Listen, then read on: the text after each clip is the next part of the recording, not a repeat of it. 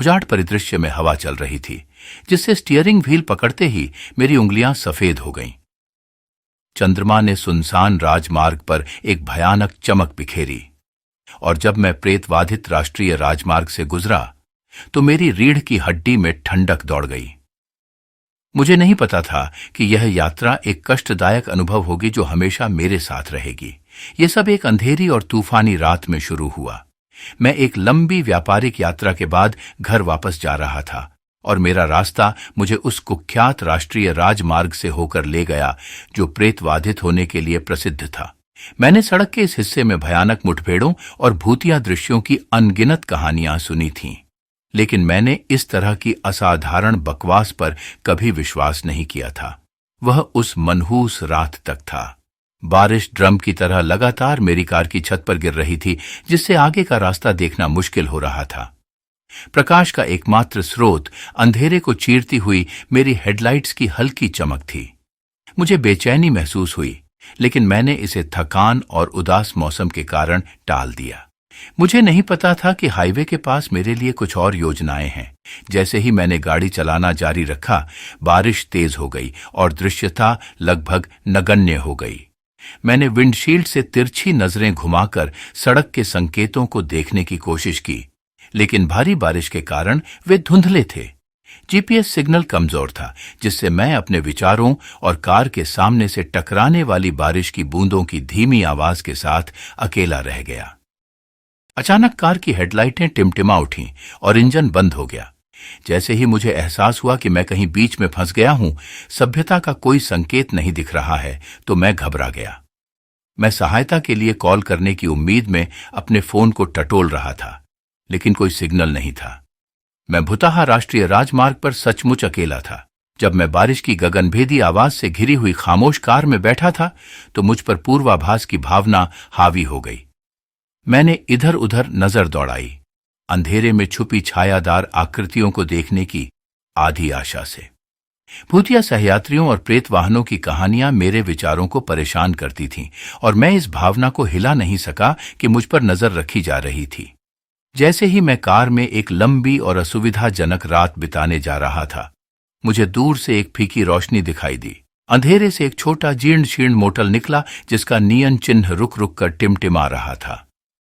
राहत महसूस करते हुए मैंने तब तक वहीं शरण लेने का फैसला किया जब तक कि तूफान थम नहीं गया और मुझे अपनी कार के लिए मदद नहीं मिल गई।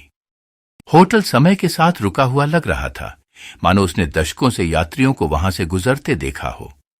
मैंने अपनी कार पार्क की और रिसेप्शन क्षेत्र की ओर चला गया। दरवाजा मेरे आगमन की घोषणा कर रहा था।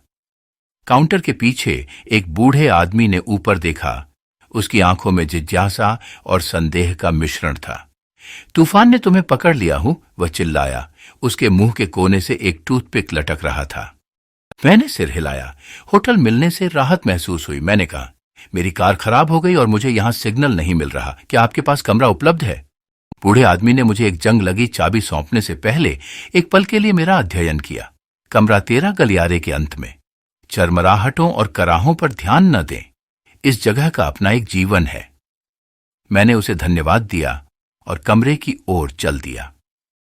मोटल के गलियारे में हल्की रोशनी थी, और टिमटिमाती रोशनी ने माहौल को और भी डरावना बना दिया था।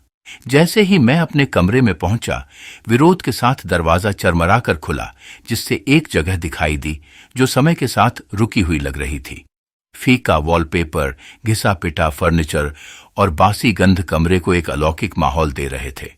मैंने परेशान करने वाली भावना को एक तरफ धकेलने की कोशिश की और व्यावहारिकताओं पर ध्यान केंद्रित किया। मुझे आराम और अगले दिन की योजना की जरूरत थी। जैसे ही मैं बिस्तर पर लेट गया, बाहर बारिश तेज हो गई, जिससे एक भयावह ध्वनि उत्पन्न हुई जो मोटल के खाली हॉलों में गूंज रही थी।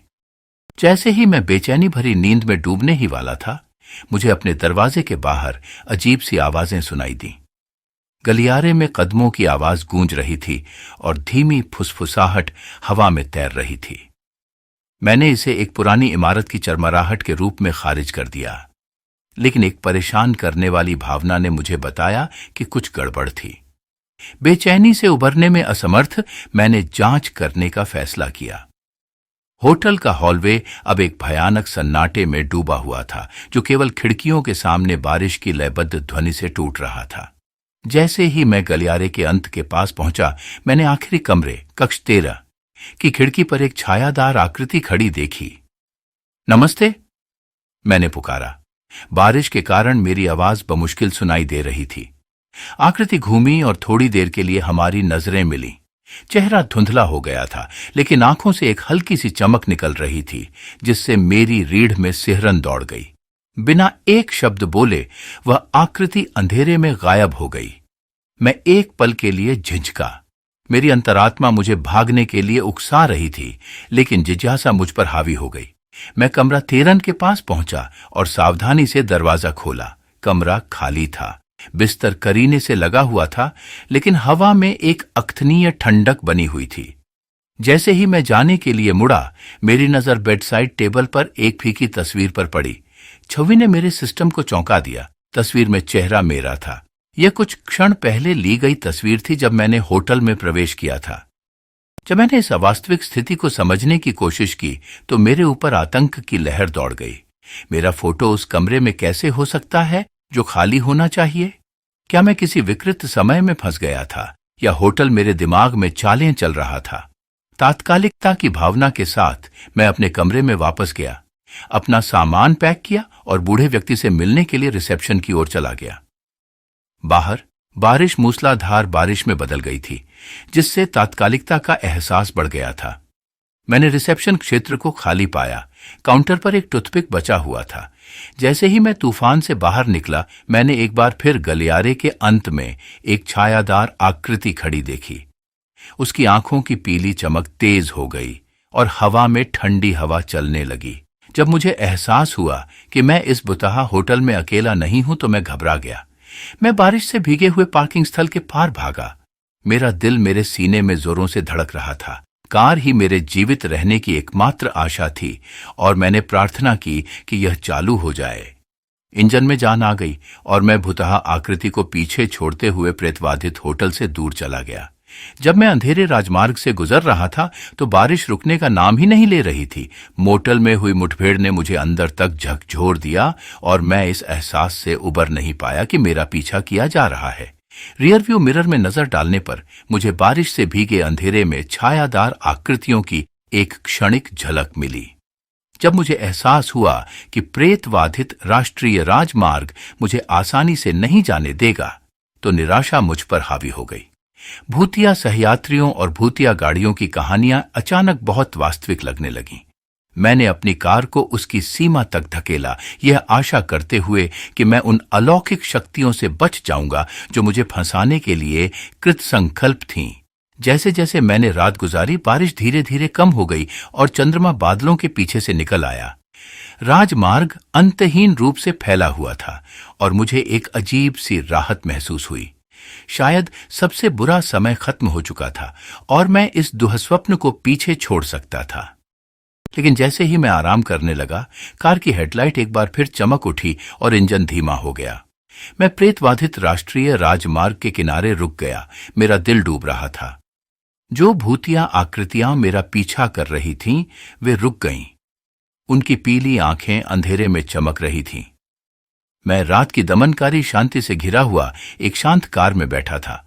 हवा पेड़ों के बीच से फुसफुसाई अपने साथ एक अलौकिक उपस्थिति लेकर चल रही थी। जब मैं सामने आई अप्रत्याशित घटनाओं को समझने की कोशिश करने लगा, तो मेरा दिमाग घूमने लगा। दूर से मैंने प्रेतवाधित मोटल की हल्की चमक देखी। उसका नियन चिन्ह रात में प्रकाश स्तंभ की तरह टिमटिमा रहा था। इसने मुझे इशारा किया और मुझ पर भय का भाव आ गया। ऐसा लग रहा था मानो राजमार्ग ही अलौकिकता का प्रवेश द्वार है और मैं उसमें फंस गया हूं। भारी मन से मैं कार से बाहर निकला और भुता होटल की ओर चलने लगा। बारिश ने हवा में नमी भरी ठंडक बढ़ा दी थी और राजमार्ग की भयानक खामोशी ने अलगाव की भावना को और बढ़ा दिया था। सामने होटल दिखाई दे रहा था। उसका फीका मुखौटा एक अशुभ छाया बना रहा था। जैसे ही मैं एक बार फिर होटल में दाखिल हुआ, टूथपिक वाला बूढ़ा आदमी काउंटर के पीछे दिखाई दिया। उसकी आंखों में एक जानने की झलक थी। उन्होंने धीमी आवाज में कहा, आप हाईवे की चपेट से बच नहीं सकते। इसने कई लोगों की जान ले ली है और अब यह आपकी जान चाहता है। मैं भुतहा राष्ट्रीय राजमार्ग के चंगुल से मुक्त होने के लिए बेताब होकर उसे जवाब की गुहार लगा रहा था। बूढ़े व्यक्ति के शब्दों ने एक गंभीर तस्वीर चित्रित की, जीवित और मृत लोगों के बीच एक क्षेत्र जहां खोई हुई आत्माएं अनंत काल तक भटकती रहीं। मैं अब उस गौरवशाली जुलूस का हिस्सा था जो निरंतर दर्द में राजमार्ग पर भटकने के लिए नियत था। भारी मन से मैं कमरा 13 में वापस गया, वह कमरा जिसमें इस अलौकिक पहेली की चाबी थी। बेड साइड टेबल पर रखी तस्वीर मुझे रात की घटनाओं की याद दिलाते हुए घूर रही थी। होटल अपने आप में एक अलौकिक ऊर्जा से स्पंदित हो रहा था और मुझे एहसास हुआ कि इसकी पकड़ से बचना व्यर्थ था। जैसे ही मैं कमरा 13 में अकेला बैठा, कदमों की आवाज गलियारे में गूंज उठी और दरवाजे पर एक भूतिया आकृति दिखाई दी। यह वही आकृति थी जिसने मुझे पूरी रात परेशान किया था। उसकी आंखों की पीली चमक दुहक और निराशा की गहराइयों को प्रकट कर रही थी। यह ऐसी आवाज में बोला गया था जो पूरे कमरे में गूंज रही थी, खोई हुई आत्माओं की कहानियां बता रही थी और राजमार्ग के और अधिक के लिए अतृप्त भूख का वर्णन कर रही थी। उस पल मुझे प्रेतबाधित राष्ट्रीय राजमार्ग की वास्तविक प्रकृति समझ में आई।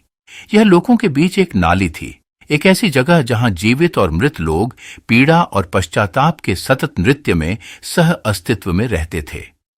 भूतिया आकृति ने अपना हाथ बढ़ाया और मुझे जुलूस में शामिल होने के लिए आमंत्रित किया। भारी मन से मैंने अपनी किस्मत को स्वीकार कर लिया, यह जानते हुए कि भुतहा राष्ट्रीय राजमार्ग से बच पाना संभव नहीं था। जैसे ही मैंने वर्णक्रमीय जुलूस में कदम रखा, होटल अंधेरे में डूब गया था और राजमार्ग आगे तक फैला हुआ था जो अंतहीन लग रहा था।